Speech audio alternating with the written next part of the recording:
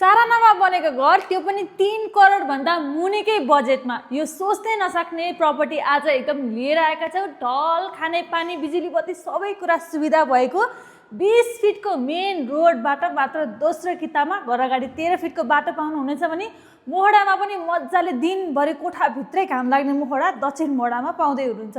अब यो घरको बाँकी जानकारीको लागि पनि भिडियोलाई हेर्दै गर्नुहोला। अब लिभिङ रुम हेर्नुपर्दा पनि एकदमै ब्युटिफुल रहेको छ। तपाईँले यहाँनिर double height ceiling with beautiful झुमर देख्नुहुन्छ भने एकदमै मजाको क्याबिनेटहरू पार्केटिङ फल सिलिङ सबै कुरा रहेको छ।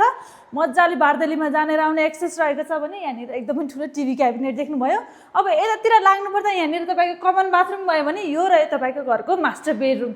यसमा पनि तपाईँले मजाले एकदमै ठुलो दराज मजाको पार्केटिङ फल सिलिङ अट्याच बाथरुम पाउनुभयो भने यही फ्लोरमा रहेको अर्को बेडरुम हेर्नुपर्दा यसमा पनि ब्युटिफुल लाइट फल सिलिङ डिजाइन पार्केटिङ अनि ठुलो दराज साथै ड्रेसिङ टेबल पाउनुभयो।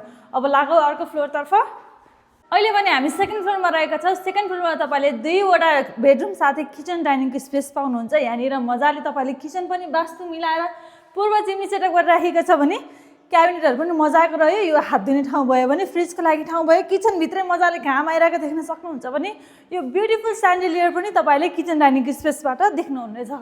यता बेडरुमतर्फ लाग्नुपर्दा यहाँनिर कमन बाथरुम रहेको छ भने यो पनि तपाईँको एकदमै ठुलो बेडरुम रहेको छ। पार्केटिङ छँदैछ भने दराज पनि पाउनुहुनेछ।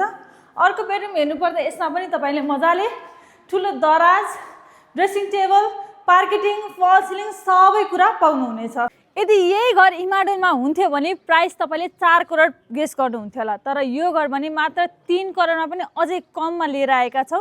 यो घर कहाँ छ अनि यसको प्राइस कति हो भनेर बाँकी जानकारी लिन चाहनुहुन्छ भने स्क्रिनमा नम्बर दिएको छ, सम्पर्क गरेर साइट भिजिटको लागि आउन सक्नुहुनेछ।